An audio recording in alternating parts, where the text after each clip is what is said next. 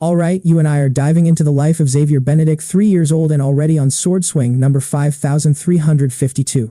While his mom, who is clearly pregnant again from the looks of it, begs him not to overwork his tiny body while he is still growing. But the kid is locked in, determined to land that perfect strike. His dad thinks it is better for him to be training than playing around eating dirt, which is honestly true. But then, out of nowhere, the little sword slips, spins through the air, and wedges deep into a tree. His dad immediately starts with some unnecessary bullying, saying he is far from being a good swordsman. The kid is only 3. But then, as he reaches for the blade and realizes he cannot grab it, a strange energy suddenly erupts from his hand. The blade pops out of the tree and flies straight back to him. His dad comes running over, absolutely stunned by the impossible display of power. And our protagonist Xavier, which, let's be real, is such a total old man name, explains he just willed the sword to return to his hand, and it actually listened to him. His dad is ecstatic, never imagining a magical talent in the Benedict bloodline. Mom is just emotional that her baby was born with powers. But then his dad snatches him up, ready to hype his son up to the moon. From today on, he is going to train the boy to become the most powerful magic swordsman the world has ever seen. Stick with me, because this is where we see why he is so obsessed. We rewind to a battlefield of bodies and an ocean of blood. Humanity thought victory was theirs, and they were about to end the war. The problem was, all his friends were already dead. Even his little sister, probably the same one his mom is carrying right now, died before she could even be born. Standing before him was the ultimate calamity, the Demon King Patrick. Authors really need better names for villains. Patrick admits he is impressed a human actually made it this far. But today was the end for Xavier Benedict. The demon race was officially coming back to rule. Xavier strikes, Patrick smiles, and then an explosive slash levels everything, leaving only a glowing purple orb behind in the crater. Xavier walks over and picks it up, recognizing it as the Demon King's core, the source of all his power. Destroy it, and he is gone forever. The only issue? It looks like the thing is about to go nuclear. Xavier says there is no one left to shield the blast. If everyone is already dead, who was even tanking for you before? It all makes sense now. He thinks if he had even a tiny bit of magical talent, he could win this right now. But after all that sacrifice, it looks like humanity loses today. His fallen comrades were counting on him to finish this. It is frustrating to fail their expectations after so many battles. If only he had been born with more power. Then boom! The smoke clears just as he wishes for magic one last time. Let's pause. You and I are watching a legend get a second chance as he opens his eyes in a new life. Our hero has officially arrived. The win? He kept his memories. The catch? He is growing fast and training like he is completely out of time. A sword was the first thing he learned to grab, a natural talent with one goal: to become stronger than anyone else. Fast forward to the next chapter, and our main character is out there training deep in the middle of the forest. 4998. 99, he really thinks he is Rock Lee. He is 12 now, and that Demon King memory still haunts his mind. He swears to kill the bastard, swings and levels the entire forest. All this just to kill the Demon King? Honestly, that is fair enough. Completely exhausted, he leans against a tree, but instead of resting, he pulls out a book and starts studying. That is efficient. Talk about a serious hustle mindset. He is practicing magic and swordsmanship at once, tossing fireballs and blowing up mountains. Still no enemies, and he is already terraforming the map. He looks at the crater and thinks it is not bad, but back in the city, there is gossip spreading everywhere.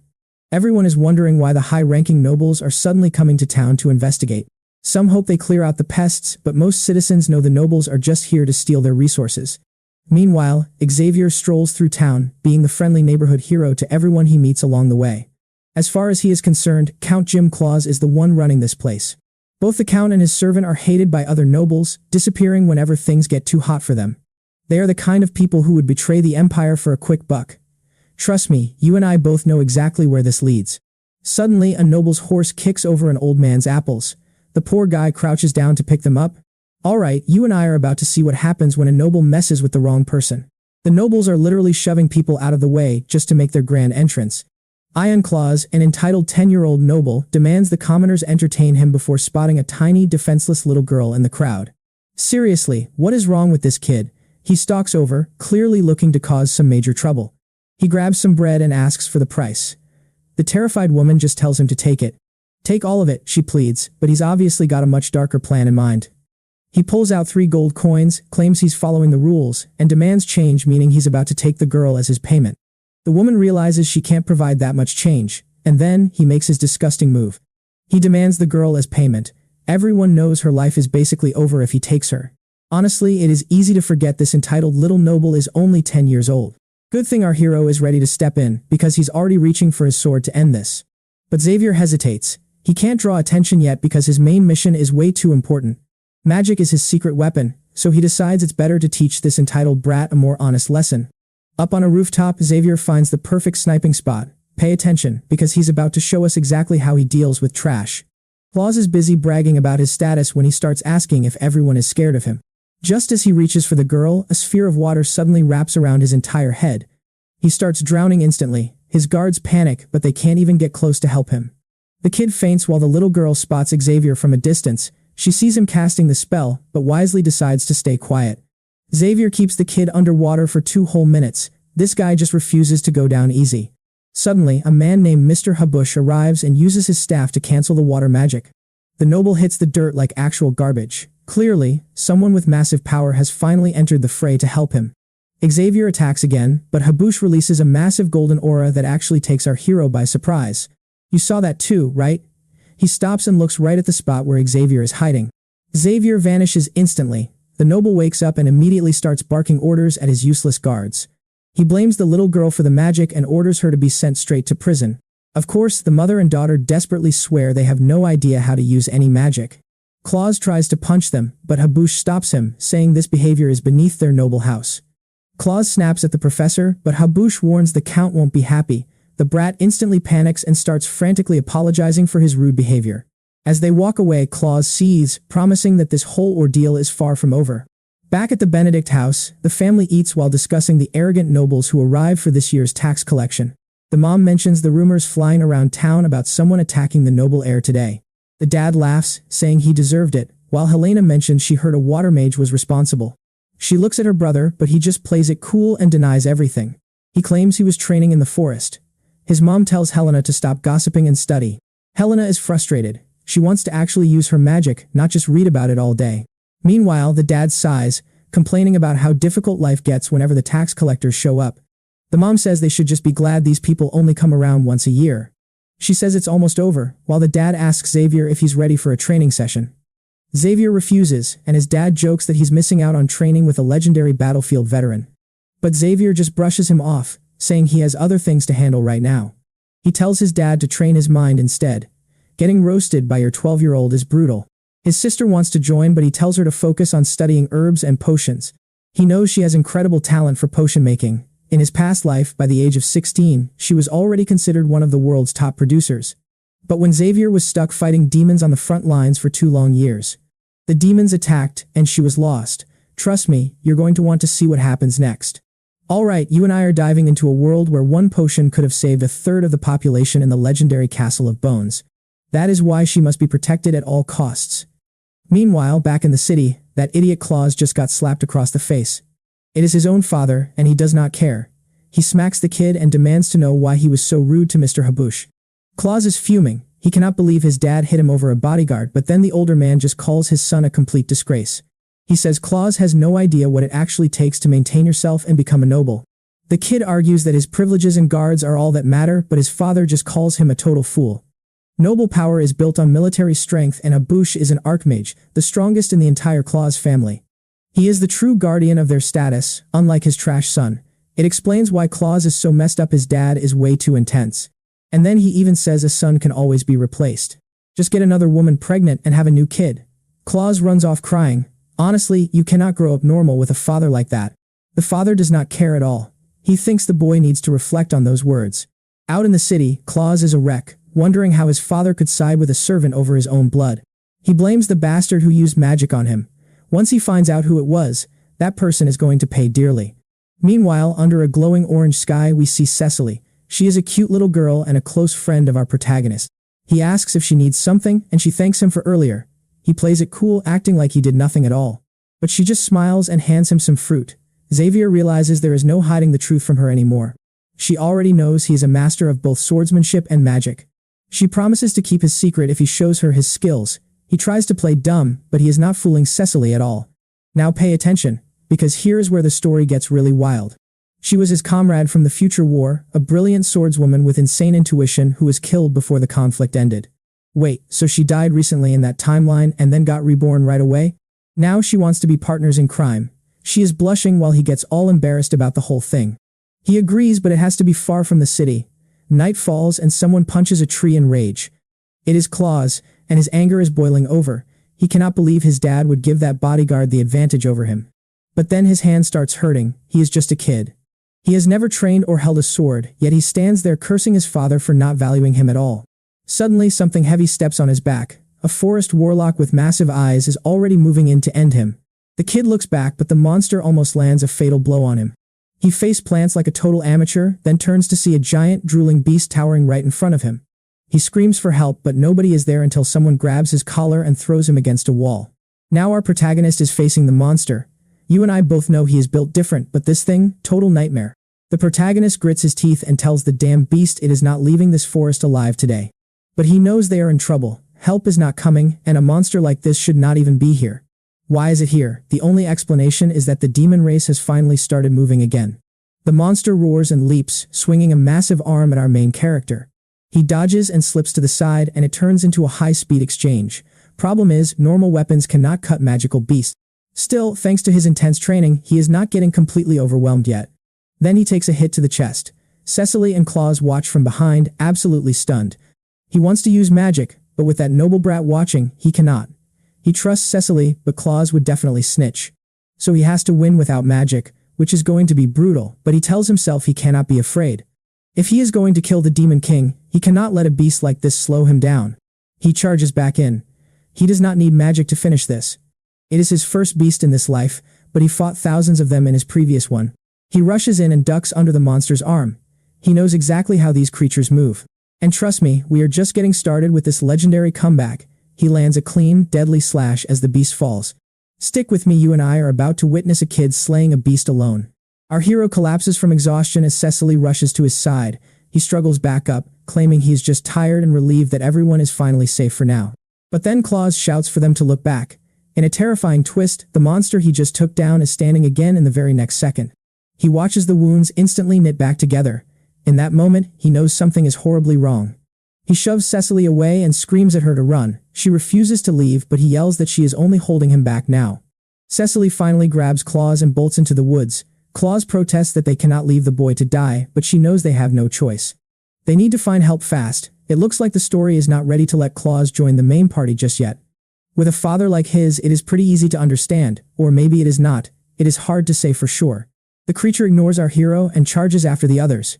He shouts at the beast and hurls his sword at its head, but the monster just swats it away like a fly. Luckily, his blade lands close by, so he sprints forward to reclaim it. Knowing if he can lure this thing deeper into the trees, he will finally be able to use magic. He draws the beast in as it smashes through the forest. Suddenly, a massive tail whip snaps a tree and swings straight for his back. He spins to block the strike, slicing into the wood before a massive claw comes swinging in. He parries 2 strikes, but the third one hits him head-on, launching him through the air and into a tree. Now that he is alone, he can finally use magic. But as the monster lunges to bite him, he just scoops up sand and throws it in its eye, which makes 0 sense, right? I mean, look at the size of that eye. We both know that sand did absolutely nothing. Yet the beast is blinded anyway. He is just desperately buying time so the others can get far enough away to safety. Seriously, he is still worried about being seen. Man, you are going to die if you do not start using your real power. Standing on a cliff edge, he is still gambling with his life, but then he realizes there is no going back now. He conjures a massive fireball with some serious swagger and hurls it forward like a pro baseball pitcher. It slams right into the monster's face. Boom! An explosion rocks the forest as smoke fills the air while our hero celebrates. But then the cliff crumbles and he is falling. If he wakes up in a cave with some random creature, the author is really pushing this plot too far for us. I am falling. No, I cannot be dying like this. This is supposed to be my second life. The kid shows his true strength now. He activates a magic circle, refusing to let his story end in this dark abyss. Meanwhile, Claus looks back in shock as Cecily screams Xavier's name. Suddenly, the entire forest is swallowed by a blinding explosion of light that changes everything for them. She is praying for his safety. Then we see a figure in a crater, what looks like the protagonist from the future. Oh wait, it is just him as a kid, staring at his former self. He watches with a heavy heart as everyone around him lies still forever. The boy realizes his life is flashing before his eyes once more. It looks like he really died. After a whole lifetime fighting the Demon King and reincarnating, he is watching his second chance at life go horribly wrong at the very end. But he says no. You and I know he will do anything to protect everyone in this world. Back in the forest, kid, you just smashed a crater into the earth and you are still trying to get up? That is some serious main character energy. He pushes himself up, trying to figure out if he is actually still alive. His head is pounding, and yeah, there is a literal bone sticking out of his leg. The artist went totally savage here. You do not see that often, but our hero goes into surgeon mode, shoves the bone back in, and closes the wound. Easy, he is back. Time to go play soccer, except he feels like the heavens are calling him home instead. Strange particles of light guide him forward, but he collapses again, completely drained of energy and starving to death. He looks at the monster he just roasted, seriously considering eating the very thing that tried to kill him, but he knows he cannot. That creature's meat was never meant for humans and he will be poisoned instantly. 3 days pass and he still hasn't moved an inch from that spot. So yeah, the soccer plans are cancelled. He is starving now, feeling like the end is finally closing in on him. Come on, buddy, just crawl over and eat the thing already. It took you 72 hours to finally make a move. Worst case, you die, which is already happening. So moving is the only logical choice here. It is just basic math. He is furious that he must rely on a beast to survive. He takes a breath, finds his nerve, and bites. He vows to do whatever it takes to survive.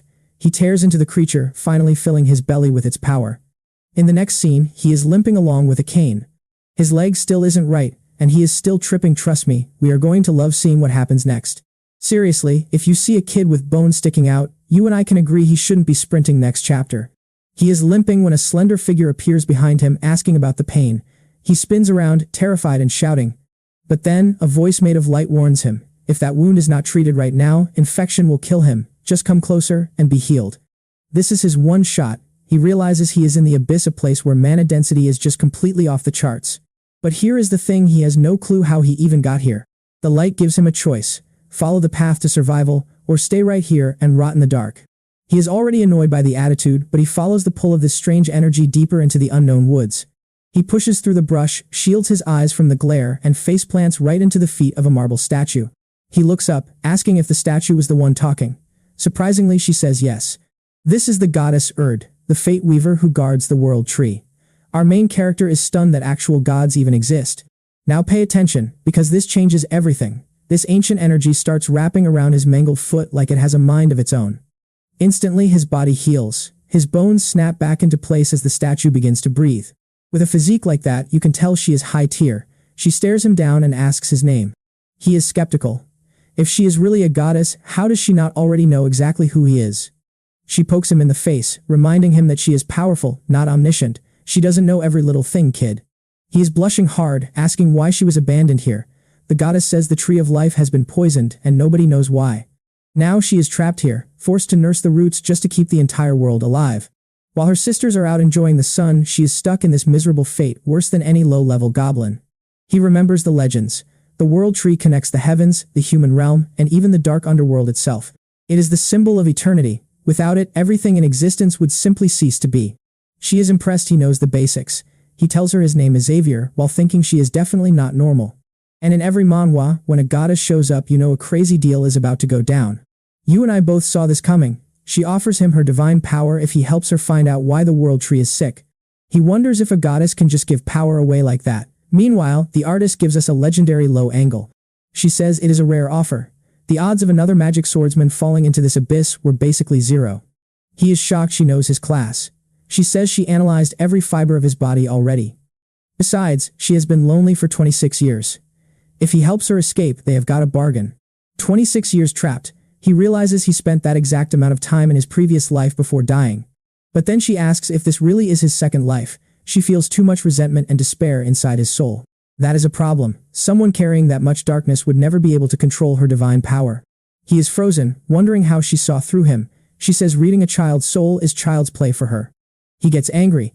If gods are so powerful, why did they let so many innocent humans die in his past? She replies that no race is superior. Gods, demons, humans, when you look at the big picture, all are equal.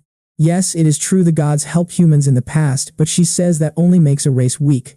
Without that struggle, humans would never be able to defend themselves today. She tells him to stop blaming others and take responsibility for being the savior his people need.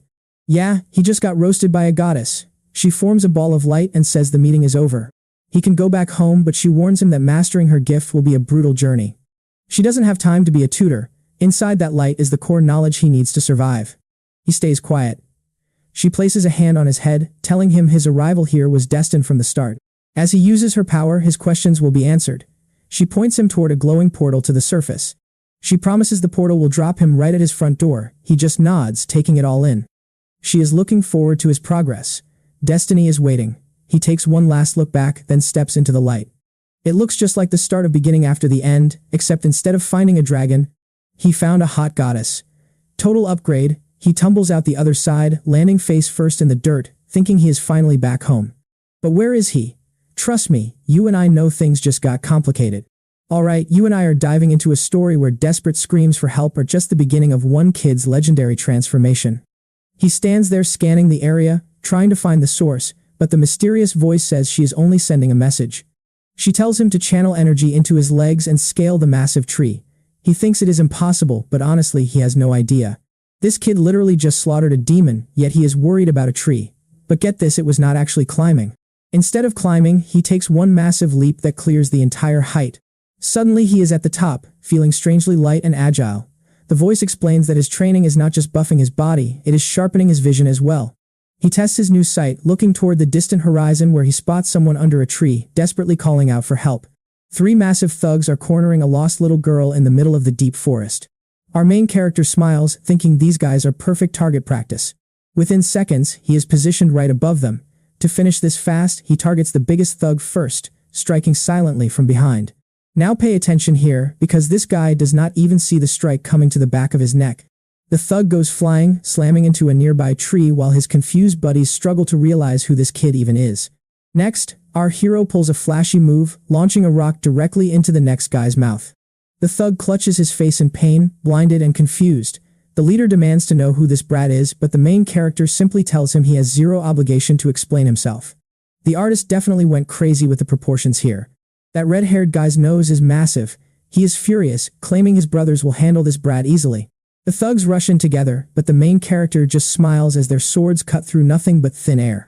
Instantly, he slips behind the second guy, delivering a spine-shattering blow that sends him crashing into a tree a second later. He snatches the falling sword right out of midair.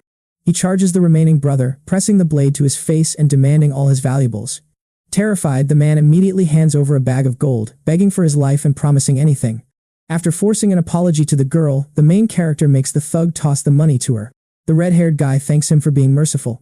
He pleads about having a family to feed, but our hero coldly explains it is way too late for excuses like that now. Then he strikes from behind, and for a second it looks brutal, but he just slices the tendons behind his knees. He leaves the thug limping and screaming about a broken promise. The main character says sparing their lives is kindness enough. Honestly, I probably would have just finished him off. You and I both know that leaving an enemy alive just breeds more hate and trouble. Regardless, we transition to a beautiful classic night scene. He asks if she can stand, and she reaches out, thanking her savior for rescuing her from those monsters. Suddenly, she starts conjuring a soft green healing energy. He realizes he never expected this girl to be a rare healer who is destined for a tragic end. She calls him Big Brother while he marvels at the fact that a mage with healing powers is incredibly rare in this world. Suddenly, voices echo in the distance as more men search for the missing girl. They are closing in fast. The main character wastes no time, grabbing her arm and sprinting away into the thick forest. This girl is far too valuable, and he has no intention of losing her now. They dash through the forest, leap over waterfalls, and use magic to clear a path as night falls. Finally, they hide in the woods, safe from the hunters for a while. This definitely feels like a callback to the beginning after the end style of stories, right? Saving a blonde girl in the forest? If he ends up in her kingdom, I am totally finished. She asks for his name, and he says Xavier. Yeah, meet the first 12-year-old Xavier in history. Her name is Tifana Roman, and even though Roman sounds like a guy's name, he is stunned. When he hears her family name, the main character completely freezes in shock. The Tifana family? He asks if she has a brother, and when she says yes, she wonders how he knows. He thinks about poor Charlin, who spent his entire life searching for his sister, only for him to find her here. The brother has been wondering for ages if he would ever find her or if she was even still alive. The hero pats her head, assuring her she is okay now and promising to get her home to safety personally. He realizes finding this child was a total blessing. Night falls. While she sleeps, he talks to the consciousness left behind by Erd. He needs to master these powers, and this remnant is the only one who can teach him how. Trust me, you and I are about to see him unlock something absolutely insane with this new mana technique. Stick with me, we're watching our hero become absolutely lethal. His dagger starts glowing with blue energy as he learns a deadly shadow element skill. The goal is to concentrate as much mana as possible into a sharp arrow at the tip. But then, he creates a tiny shadow vortex at the blade to pierce through any armor. With the energy ready, she tells him to test it, and he immediately strikes a nearby tree. He gives it a tiny little poke and it slides in like butter before the entire tree just explodes. He's totally shocked since it was just a small stab, but Erd's soul says she's done teaching. Now he's on his own. He says goodbye just as Tefana wakes up wondering what's happening. Suddenly, he hears something close. He picks her up and tells her they have to stay silent. He scales a tree fast, puts her in the branches, and spots a group of bandits approaching. The red-haired leader is certain he heard something coming from exactly this direction. Seeing the shattered tree, they assume it's a bomb and realize the healer must be close. One guy asks how he knows and he claims he can actually feel her aura. He even notices the ground temperature from where she was laying. This guy's precision is terrifying. The leader tells Jimmy to keep hunting, and the weirdo says he'll track them down easily. Now pay attention, he activates a golden tracking skill that starts moving toward the trees, and our hero realizes they're in trouble. This trio is way more dangerous than the last, but compared to magical beasts, they're nothing. He's not letting them win. The tracking magic hits the tree and the guy shouts he's found them. The leader tells Bob to finish it and the loudmouth brags he'll take them both down. Our main character notices they're splitting up, which is exactly what he wanted to see. Bob stops at the tree and says if the kid won't come out, he'll chop him down. The tree shakes as he hacks away, taunting the boy to stop hiding and face him. But our hero is secretly celebrating. Everything is going exactly according to his plan. Smart, right? He knew the magic would track mana, so he used a water lure on a different tree instead. Now Bob is hacking away like a complete idiot while our boy watches from the shadows. He decides if they're this sloppy, he's taking one out. He gathers dripping water into a sphere above the man's head. The plan is to use the exact same technique he used to take down Claws. Bob finally realizes something is wrong, but by then, it's already too late. The water ball traps him. He starts suffocating while our hero wonders how he's this weak. These guys are no better than the last group. He throws his dagger and it pierces right through. The others are nearby, but they only hear a distant crack. Someone realizes something's off. The sound of the axe stopped. They start worrying the target might actually be a mage. The boss says if that's true, Bob's a goner. But seriously, why did you guys split up? They find the chopped tree and the wet ground, but Bob's body is completely gone. One guy notices it's wet even though it hasn't rained. He touches the water and gets fried.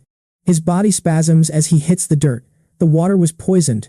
The boss screams for caution. Suddenly, 2 rocks fly out and nearly kill another bandit before the boss blasts one with fire. He claims they're being surrounded by multiple enemies based on the direction of the strikes. Our hero stays hidden and realizes he's dealing with a fire mage. The boss orders them to stay together, but the protagonist knows it's already too late for them. They're panicking now. Without Jimmy to track the attacker, they have no idea what to do. The boss charges a fireball and threatens to burn the entire forest down to find them. Right then, the boy steps out and says hello. The boss is completely baffled. He claims he's just an innocent herb gatherer and you and I are about to see if these bandits actually buy his story. These guys aren't buying it and block his only path out. Trust me, you and I are about to see this kid play these villains like a complete and total pro. He plays dumb, claiming he saw someone else pass through and offers to point them in the right direction. The boss actually offers to recruit him if the lead is good, but the kid just says he is not interested and needs to get home. Suddenly, a massive fireball erupts toward him, tearing through the air and leaving the boss completely stunned. In a flash, he vanishes and reappears behind the lackeys. He needs to isolate the fire mage to finish this quickly. He traps the goons in water spheres to choke them while the fire mage desperately tries to blast through. Our hero notes that every fire mage is the same, all temper and 0 brain cells. The goons collapse, completely drained. It looks like they were basically cooked alive right there on the spot. He just sighs, repeating that these fire users are all incredibly predictable and just plain stupid.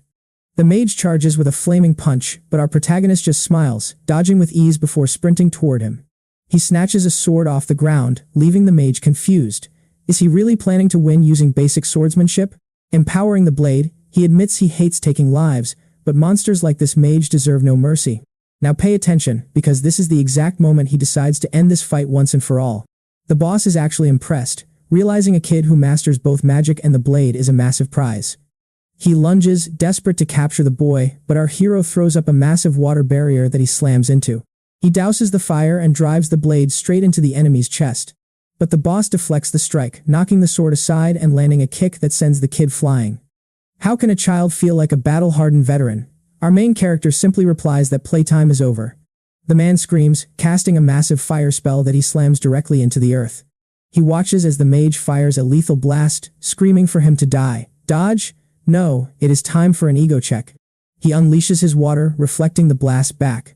When the steam clears, everything is simply evaporated into thin air. The mage starts laughing, convinced that our hero was just turned into a pile of ashes. But as he laughs, our hero is already behind him. One clean strike and the blade slides through like butter.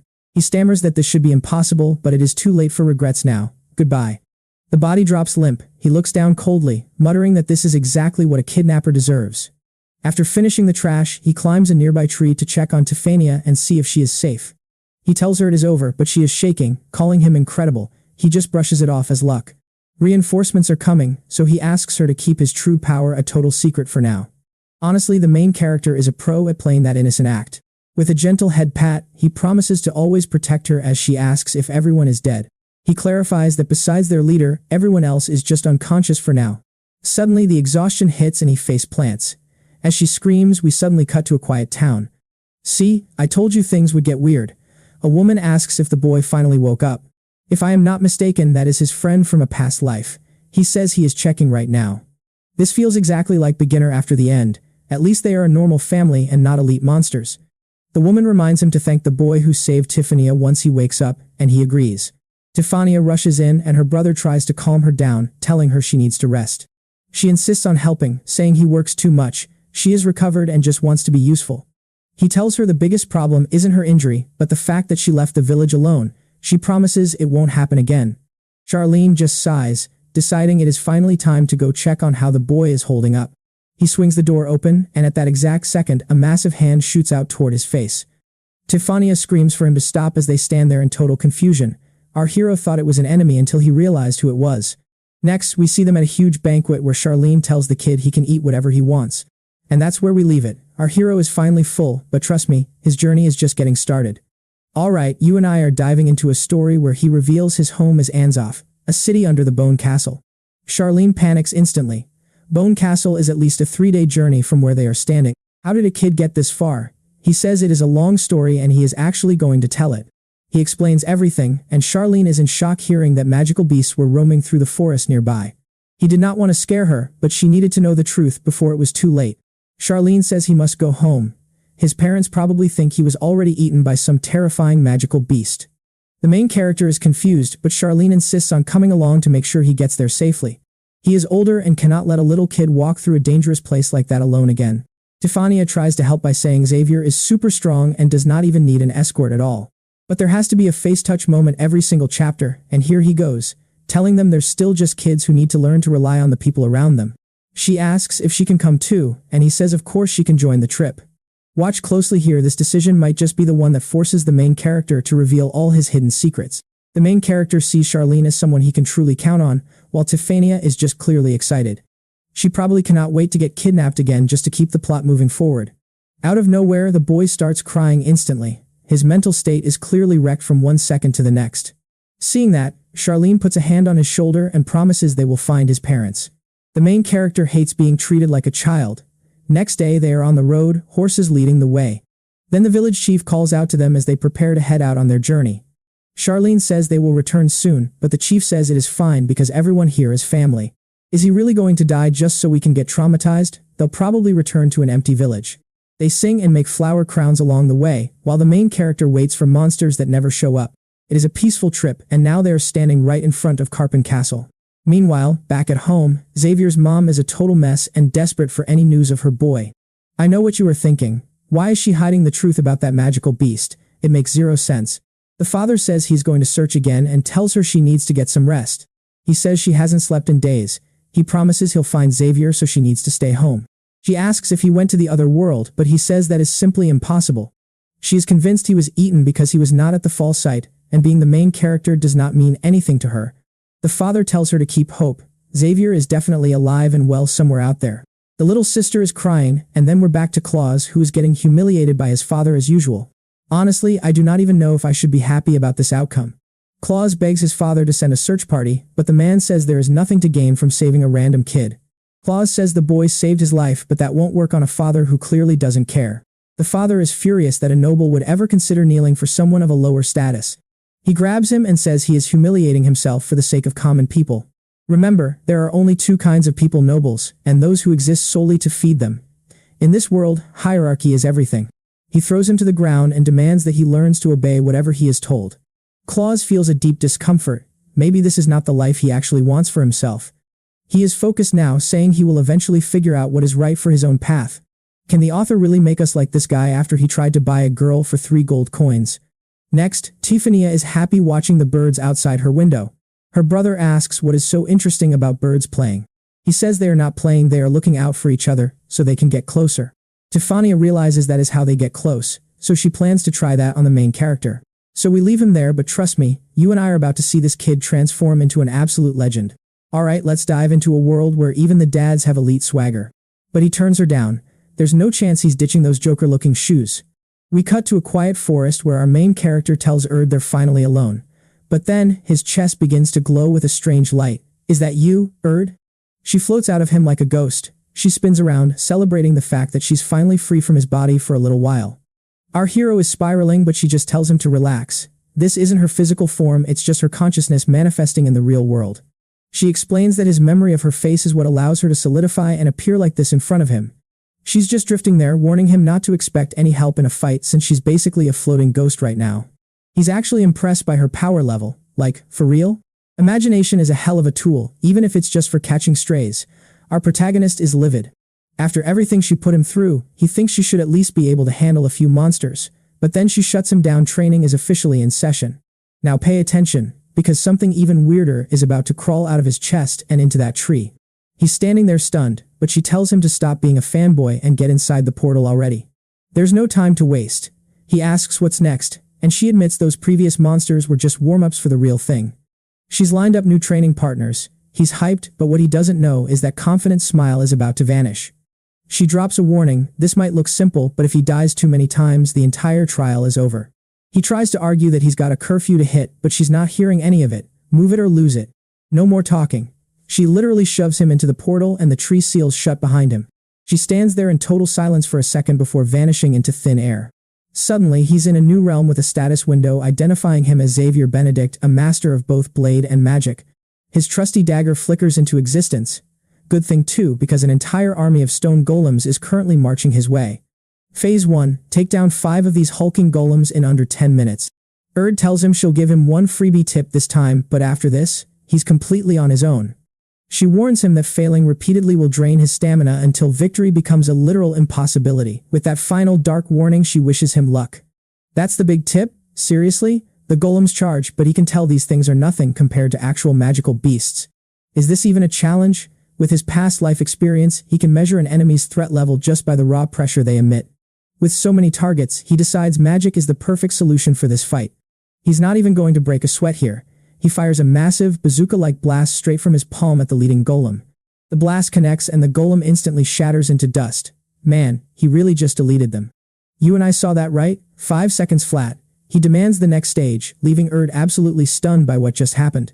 He claims a perfect victory. She beats her chest, convinced that he's been hiding his true strength this whole time. She knows something is wrong. Clearing that in 5 seconds is impossible, but he swears he's playing it straight. He fires back, calling her out because as a goddess, she's supposed to be able to sense his power level. It looks like this mental copy doesn't have the same elite abilities as the original goddess. She gets awkward, trying to explain it away. She claims she's still developing her powers, but let's be real, this copy is definitely the budget version. Finally, she admits he's not just some average kid. Now that she's seen his real output, it's time for the next trial. Instantly, a pack of stone wolves materializes alongside an even bigger group of golems. She cuts the timer down to 5 minutes. He notices these new enemies are twice as powerful, but to him, this is still a joke. This time he's going in with nothing but his blade. He dives into the fray, delivering lightning-fast, surgical strikes with his trusty dagger. He dodges an aerial ambush and slides behind his target. These things are incredibly durable with no obvious weak points.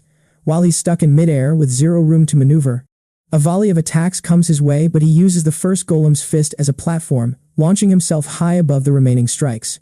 Erd is watching from the sidelines in total disbelief. Even she needed 20 seconds to clear that first stage herself. Is this kid really 4 or 5 times stronger than a literal god? That should be impossible. She desperately wants to analyze his magic, but this fake body just isn't capable of reading his true power. Debris and explosions fill the air as he shreds everything in sight. 1 minute later, done. Trust me, we just witnessed a monster in the making. Stick with me, you and I are about to see what happens when a monster in the making finally stops holding back. To him, this pace is just a waste of energy. These guys were so weak, he barely felt a thing. But she warns him not to celebrate too early. These creatures are famous for never giving anyone a break. Suddenly, a massive axe comes spinning in from behind him. It slams into the dirt, barely missing our main character just in time. He slides back, eyes peeled for whatever is coming next. He freezes in shock while Erd is over there celebrating. It is another stone beast, but this one is way bigger and tougher. This thing is absolutely massive, charging in for a backstab that almost slices him in two.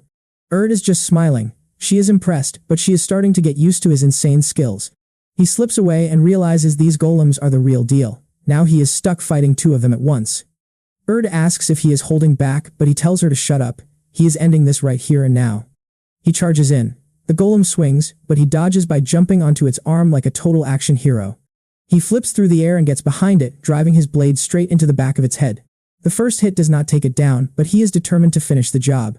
But then a new arm sprouts out of its back. Pay attention, because a massive fist is now flying in. He blocks it, but it is a tiny dagger versus a giant fist. He cannot believe another arm just appeared out of thin air. Defending just got way harder. Erd is still on the sidelines, shouting for him to show his true potential. He realizes that even if he is about to die, she is not helping at all. The beast roars and charges with its axe again. This time he goes all out with magic, blasting the monster with a massive fire explosion. But then he panics, thinking he used too much power. Little did he know, another attack was already in his face. He barely avoids getting decapitated. Still, he is excited to see exactly how many hits this golem can actually take. Another blast lands perfectly. Both golems close in, one missing a limb and the other throwing a heavy punch. The thing is regenerating instantly, and his attacks are basically doing 0 damage now. He stabs again with no luck. They are starting to surround him. He faces the one in front and yells that he does not care how many times they regrow that arm, he will cut it off again. Erd watches from afar, admitting the kid isn't half bad. Soon he is faced with 2 armless golems once again. After killing them a dozen times, they finally stop regenerating because their energy is completely tapped out. He takes a deep breath, totally exhausted, but in this world, that is exactly how you get stronger. Trust me, you and I both know meeting someone like Erd was the ultimate stroke of luck. He spots one last opening and throws himself at both monsters, cutting right through the middle of them. Stone explodes as Erd calls him incredible. He is fired up now, but she realizes this kid is a total monster who was born to fight. She was going to stop, but since he is begging for more, they decide to keep going. Later in the city, he has got new clothes and a toy for Helena. He thinks she will really love it. But on his way home, he spots some thugs harassing a girl in an alleyway. They are demanding she hand something over. That is when he recognizes her. It is Tiffania from before. He is not sure what is happening, but he sees she is protecting 2 tiny baby birds. The guys look like total psychos, threatening to take her too. But then, a voice yells from right behind them. They turn around just in time for a shoe to the face. The other guy's eyes go wide before a stomach-folding punch drops him. They both hit the deck. He helps the girl up and asks what the hell happened. She explains she was just buying food when she found these baby birds and tried to rescue them. Then these creeps showed up. Now, everyone on the street is staring at him in shock. He feels like this city is off and they should leave. But then someone yells at them to stop. A flashy blonde guy walks up calling them crazy for hitting people and trying to just walk away. He asks who gave them permission to leave. This guy's name is Damien. Surrounded, the main character asks for a second. Those thugs started it. He was only defending himself. But Damien says in this city of peace, any kind of violence is strictly forbidden. You and I both know he's in trouble. Alright, you and I are about to see just how corrupt this fantasy world really is. Tiffania is terrified, but he tells her to relax because he has got this. Something is seriously wrong here. A fight here would only make things worse. To survive, he needs a peaceful way out of this mess. He steps up, taking all the blame so the innocent girl can go free. That blonde guy gives him a creepy look and agrees. Apparently their castle does not hurt the innocent. Tiffania bolts to warn her brother, while our main character prays that Charlin is smart enough to keep his sister's secret powers hidden from everyone. Then he asks the big question, what is his actual punishment going to be? Now pay attention to what happens next. It is complete insanity. Our impartial judge will decide your fate. The gavel slams down. Death. Xavier Benedict is sentenced to die right then and there. He is shocked, but it all starts clicking. This whole thing is completely rigged. At least his friends escaped. If he wanted, he could just level the place and walk out right now. Instead, he mocks them. Why are they abusing their power to punish civilians while real demons are running loose? This whole situation makes absolutely zero sense. The judge does not care. He tells him there is no escaping this court. Fine, our hero pulls out his fire magic. Time to show them a real prison break. They panic, thinking he is a powerful mage. Nope, he just lit 5 matches in his hand. Damien looks like he is about to throw up. This is bad, they need to tell the Lord. Spears point at him from every side. The judge screams that being a mage does not excuse this disrespect. He tells him to surrender because escaping the castle is literally impossible. That just makes it more fun. Seconds later, a massive explosion rips through the entire building. Chaos erupts outside. Meanwhile, Charlin is pushing the horse to its limit while Tefania worries if Xavier is okay. He tells her to trust the kid. Xavier knew they would only slow him down if they stayed. For his sake, they have to get as far away from this city as they can. People are staring at the smoke, completely clueless that our protagonist is slipping away right behind them. The fire was the perfect distraction to buy him time. Now he just needs to make sure his friends are safe. He sprints through the streets. Elsewhere, we see the imposing gates of the main castle. Damien rushes in to report the emergency, but he trips like a total loser and drops the kitten. Deep in the forest, Charlin finally pulls over. They are going to have to camp here. Tefania asks if he is sure Xavier can handle this. He reminds her the boy already saved them twice. You saw that too, right? This friendship is definitely not your typical team-up, but they believe in him. He wanted to avoid a fight, but clearly, that is not going to happen anymore. While he is planning his next move, a hand suddenly reaches out and grabs him by the stomach. He is being carried over rooftops, dropped into a chimney, and tossed around like a sack of potatoes. He is in total shock. He didn't react because he could not sense this person's presence at all. The man introduces himself as the captain of the castle knights, Soren Theolon Bonin. Let's just call him Soren. Our hero recognizes him immediately as the legendary Saint Sparchion. Soren looks confused. That title does not exist yet. He just laughs at the kid's weirdness. Our main character goes into his usual inner monologue whenever he meets someone important. In his past life, this man was a frontline hero against the Demon King before he vanished 10 years later. To find him serving as a captain here is insane. Soren just stares him down. Our hero shouts. He never expected a legend like Soren to serve such a tyrannical place. Soren thinks he is overreacting, but the kid explains he was sentenced to death just for saving a girl. What kind of messed up logic is that? If this is the norm, countless people must be dying. Soren stands up. He says the kid has no room to talk after killing people with fire. But he is wrong. It was self-defense against an execution. Our hero says it was all just a distraction. Trust me, you and I are about to see this city burn. Alright, stick with me because you and I are about to see a legendary sword saint confront a kid with impossible magic powers. Our protagonist doesn't even flinch. He just stares back, asking if Soren plans to kill him just to satisfy his curiosity. Soren pivots, asking if the boy knows the way of the blade. The kid freezes. Wait, how did he see through the act? He hasn't touched a sword once today. Soren laughs, saying that shock confirms it. This kid is a dual-threat genius in magic and swordsmanship. That kind of talent is incredibly rare. Too bad he's a total amateur at hiding his emotions in front of an enemy. Benedict is lost. Was this man actually planning to fight him? Look, he's been training like a madman for 10 years.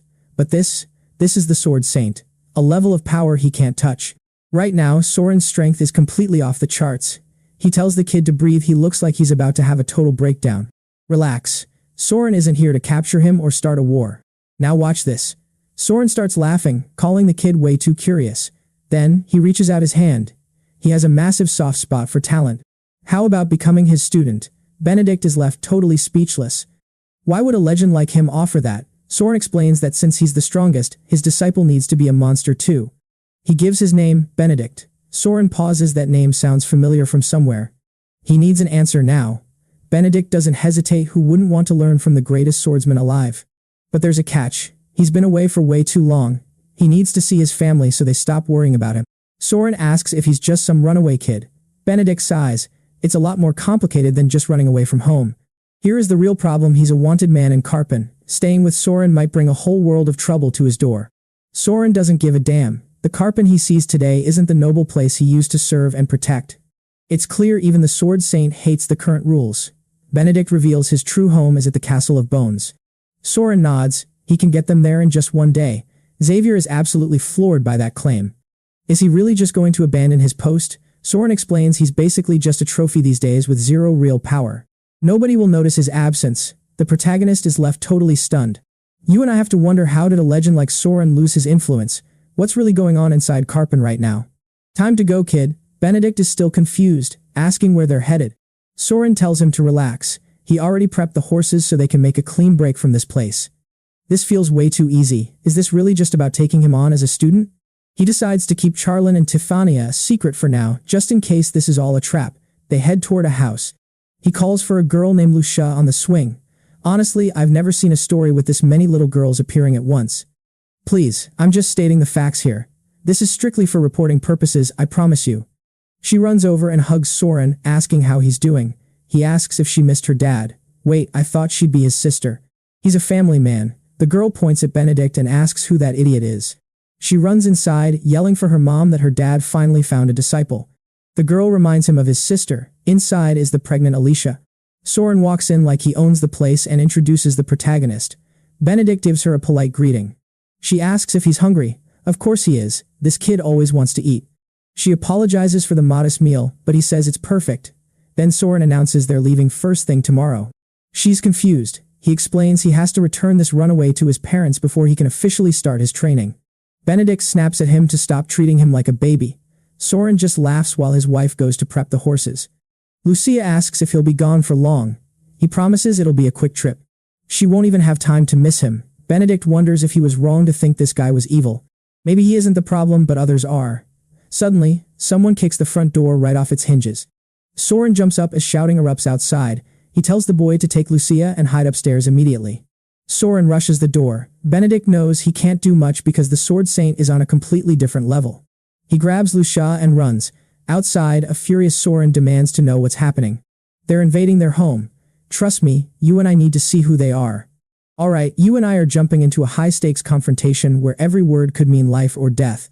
Damien sneers that it is pretty cruel to talk to a superior that way. Soren better watch his mouth.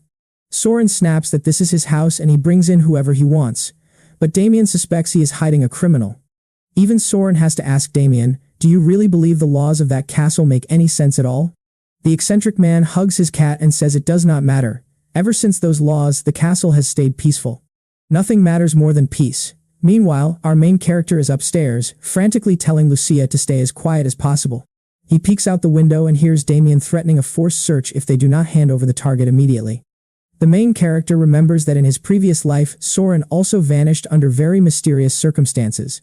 Maybe Damien was the cause. It is a tragedy, but when society rots, the most ruthless people always end up winning. Kind souls like Soren usually get manipulated for evil purposes or simply tossed aside. He knows staying hidden will only bring trouble to Soren's family. He tells Lucia he has to go, and she must grow up strong to protect her parents. She nods, and he gives her a thumbs up, saying that he is counting on her. He tells her to hide in the closet until they return, but just then, the bedroom door swings wide open. Now here is where the tension gets thick. Pay attention to what this little girl does next. Soren rushes in, telling her to get off the cold floor. He is terrified for her, but secretly relieved that Xavier managed to escape. Lucia asks what Uncle Damien is doing there. The blonde man kneels down, asking where her new little friend went. Was he not just here? She plays it perfectly, asking him what friend he is talking about. Damien insists he clearly saw both of them head upstairs together. She suggests it was a ghost and acts terrified. Damien finally backs off, even though I honestly thought he was about to go crazy and start cutting throats right there. Seriously though, does Soren want his family to die? He snaps at Damien for trashing the house, then his wife jumps in too, telling him he better not think about leaving after making this mess. Surprisingly, Damien actually complies. Weren't these the same people being threatened with their lives just a few seconds ago? He accepts the scolding, while Lucia and Soren trade thumbs up. They are both secretly hoping that they will see Xavier again one day. Meanwhile, the main character is on the move. He knows Soren will understand that disappearing was the only safe option. He needs to find Charlene and Tiffania quickly and get out of there. He has to go home while they still trust him completely. But tell me, will he survive this? The girl is smiling, convinced he will make it. Honestly, I would not want friends like that. They just sat in the forest and waited. After a long wait, the exhausted kid finally shows up, looking like he has been through hell. Finally, they arrive at the city of Anzaf. The city is massive and full of life, leaving everyone completely blown away. People stare at the newcomers, wondering who these blue-haired strangers are. But suddenly, one person recognizes the boy in the carriage. He looks like the Benedict's son. Is that not the kid who went missing? A woman working at a corner stall hears the commotion and complains about the noise. I totally forgot her name, so we will just call her Stall Lady. Then, an old friend from the beginning spots our main character sitting right next to another girl and looking happy. She grabs her dress and runs over, stopping right in front of him. He recognizes Cecily and tells her he's finally back. The carriage stops rolling as he gives his old friend a warm, heartfelt hug. He takes her hand and introduces the blue-haired siblings, Charlin and his dear sister Tifania, to his old friend. After they greet each other, he leads everyone back to his house. Elsewhere, his mother is sitting on a bench, still lost in thoughts about her missing Xavier. She looks up and sees a kid standing there. Honestly, the drawing was so rushed they did not even give him eyes. I thought it was a ghost, but no, it is really him in the flesh. She trembles, asking if that is her little Funko Pop. Then she lunges forward, hugging him while crying as he promises that he is finally back. Suddenly the door opens. It is his dad, who also sees the big-headed kid standing there. The main character calls out to him, and his father instantly breaks down in tears. Seriously, everyone is crying today. While everyone celebrates, Tifania admits she misses her own parents now. It seems like she might be an orphan, right? The father hugs her tight and promises to stay by her side. Then the main character tells his mom to stop crying. Let's meet the Blueheads, Tifania and Charlin. And trust me, you and I won't want to miss what is next. Let's dive in. You and I are about to see a humble family become legendary. Our protagonist thinks the age gap is a bit much, while Cecily just watches, relieved Xavier is safe. But then, the quiet starts to feel heavy. We all know this peace won't last forever. Night falls and Charlin announces his departure. This changes everything, and the kid's expression goes totally dark. He suggests they stay together and register as reservists for the Empire's elite Night Corps. Fast forward to the next chapter, the kid is all smiles while helping move some heavy furniture. 3 years have flown by. Since they had no family, he had asked them to stay with him. Now, they're in final training for the night selection. Suddenly, we shift to the Bonnie Castle. We see Tifania and Cecily playing happily. They've grown up and are 11 years old now. Everyone is living under one roof, and the dad's just worried they'll fall and break their teeth. Our hero is busy helping his mom carry heavy boxes. He reveals a secret training system for nobles starting in 2 months, thanks to a vice-captain friend of his dad. He looks out at the bustling city and calls for Erd, who is still as massive as ever. Pay attention here, Erd is the perfect balance to all the little girls in this household. He is constantly training, whether he's eating or sleeping. He wants strength as fast as possible, but she reminds him to be grateful for this life. It is pure philosophy, really. She suggests he take a walk and explore the city of Bonnie. But he refuses. What she doesn't know is he knows this city better than anyone else. A beautiful city being drained by nobles. Erd tells him to hurry since he seems so gloomy. Is he missing his childhood friend? He says no. Cecily will appear soon because she is strong. You and I might be confused about the potion girl, but honestly I think I have amnesia. Back at the castle, someone serves coffee with a threat: fail the selection, and you die. And look at that, Klaus is still alive. Klaus stumbles during his answer, and his dad immediately calls him out for lacking any real confidence. All that money spent on teachers, yet Klaus looks awkward. With that mop hair, I'm not buying it. Klaus asks his father to join the special training team. His dad just brushes him off, telling him to just have Mikola handle all the preparation details. Mikol? Yeah, that's a pretty strange name. Klaus thanks him and heads out the door. The dad notes the boy has changed, but he's worried Klaus has calmed down a bit too much. He's improved, but he still doesn't act like a true noble. Turns out he loves hanging around the poor. Is that forbidden here? Mikola tries to stay positive, but the dad suspects there's another reason for his son's strange behavior. Klaus tells his guards to stop following him, but they refuse. He claims nobody in Bonnie would dare touch him. Fine, they'll just prep the carriage instead. Klaus stops them. He's walking alone, so nobody knows where he is actually heading this time. This kid is acting weird. It's been 3 years since he saw his so-called savior. He can't wait to see his savior again. Yeah, no thanks. He got a letter saying his savior arrived. Was it Cecily who tipped him off? Didn't he try to buy her for 3 gold coins? Somehow, their friendship survived that mess. Klaus is fixing his hair, hoping to make a great impression and thank his hero properly. He walks right up to our protagonist, calling him his savior. The protagonist just goes, "Who are you?" Klaus is stunned. He has no clue who this is. Klaus gets an idea. He messes his hair up and starts acting like a total brat. Immediately, our hero recognizes him. Is that the same annoying rich kid from back then? And trust me, you and I are going to want to see what happens after he draws his sword. Alright, you and I are about to see the most bizarre character transformation ever. Xavier isn't buying it. Nobody changes that much in a few years. Klaus begs him to just ask Cecily. Apparently, they have been writing letters non-stop. Xavier reads a bit and realizes it is actually true. Cecily's letters don't lie. If she's talking to him, then Xavier will trust him. Deal done. Klaus finally relaxes and begins showering him with thanks, claiming Xavier is the one who saved him back then. From now on, he is going to call him Big Brother forever. He rushes in for a hug, saying he's been waiting for this day. If Xavier ever needs anything, he just has to ask. Xavier's immediate response? Let go and get the hell back. Klaus backs off, and Xavier asks why he is alone without any servants around. Klaus answers that he sent everyone away just to get some peace and quiet. Fine, but if a crowd spots you, this place is going to get packed fast. So, come on, just get inside already. Klaus is ecstatic, and Xavier tells him to be grateful he's even allowed inside Big Brother's house. Now pay attention, because here is where our main character realizes this guy might be under a literal magic spell. He meets Xavier's parents and immediately drops into a deep bow, introducing himself as the noble kid who almost got eaten by that massive magic beast back then. The parents are totally lost, but Xavier just tells them to ignore the weirdo. This guy's head isn't right, but Klaus claims Xavier just doesn't appreciate true gratitude. The dad is baffled since when does his son have a younger brother? And who is this kid? Tiffania brings tea while Xavier tells Klaus to stop with those creepy sparkling eyes. He also tells him to drop the Big Brother act and use his name. Xavier is thinking it is the first time he's seen a noble like this. Something feels off. Klaus reveals he's joining the special training, though he admits he used family connections to get in.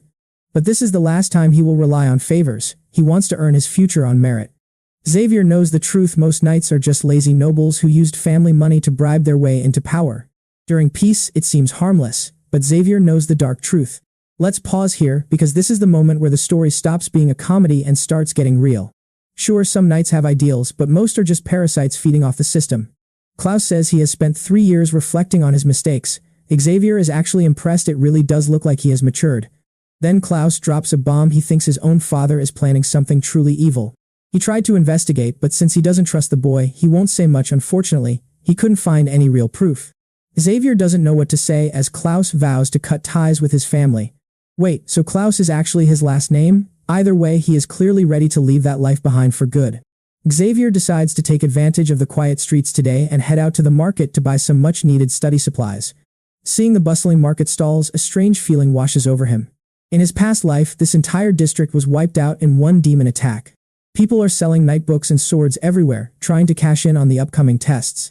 These suckers think they are buying rare items, but Xavier can see that this entire place is already starting to rot. When will they finally notice? Maybe they already have, but they are just too afraid to speak up and say anything at all. He finds a small shop selling backpacks and asks about the price. The guy says 15, so he decides to buy 2. But then a scream. A woman shouts that her bag was just stolen.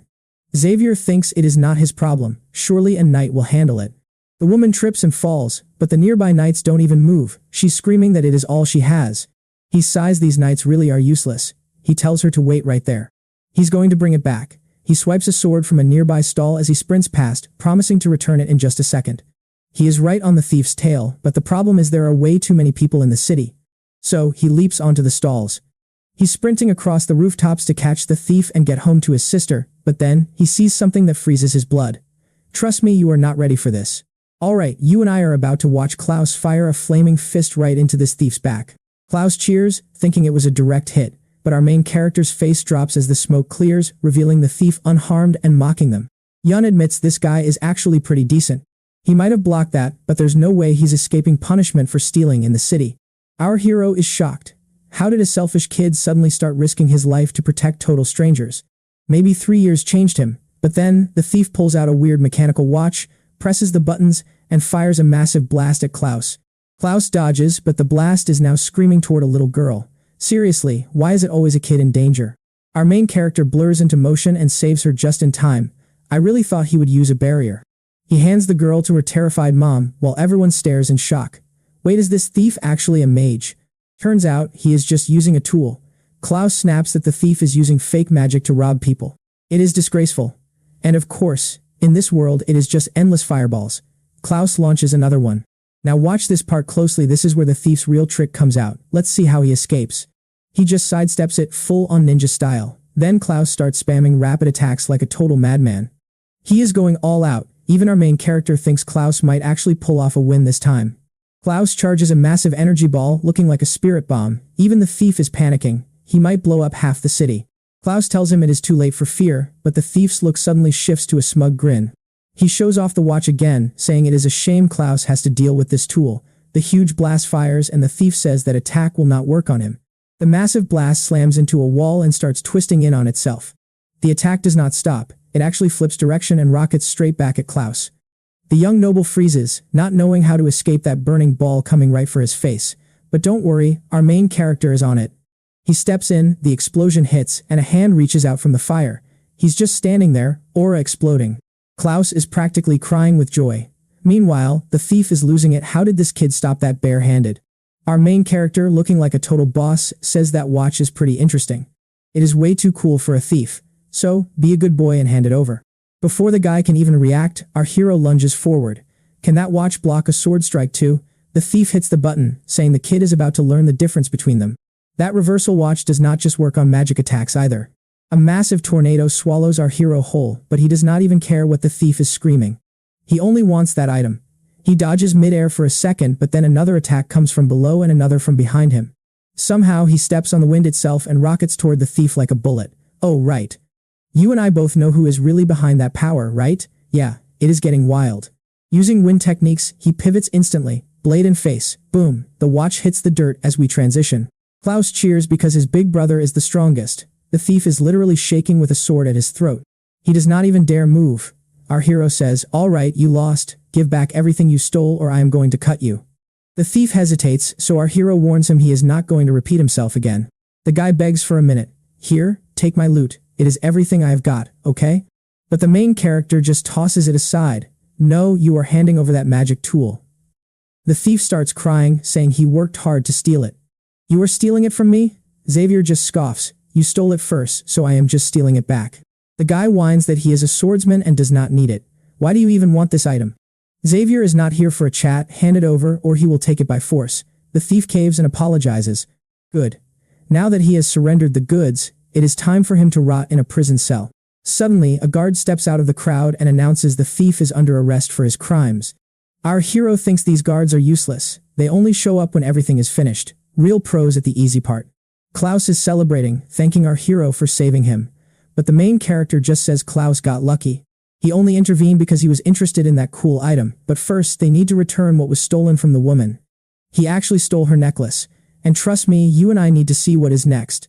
Stick with me. She emotionally thanks them for the handmade gift, but the main character just brushes it off like it's nothing. He warns her to watch out for thieves next time, while Klaus just stands there, staring at him with those total fanboy eyes. Klaus is dangerously obsessed. What happens to this kid if he gets caught in the crossfire? If someone kills him, our main character would lose it. Honestly, that kind of tragedy would be epic. The main character tries to head out and buy a gift for his sister, but the idiot Klaus refuses to leave his side. Sparkling eyes and all don't blink. A mysterious observer can't believe the son of that legendary man actually turned into a vigilante, and they're even more shocked by the kid beside him. Is he just chasing likes to help Mamoru drop more juicy content? Ring that cheeky little bell because this just got real. Stay tuned, friends.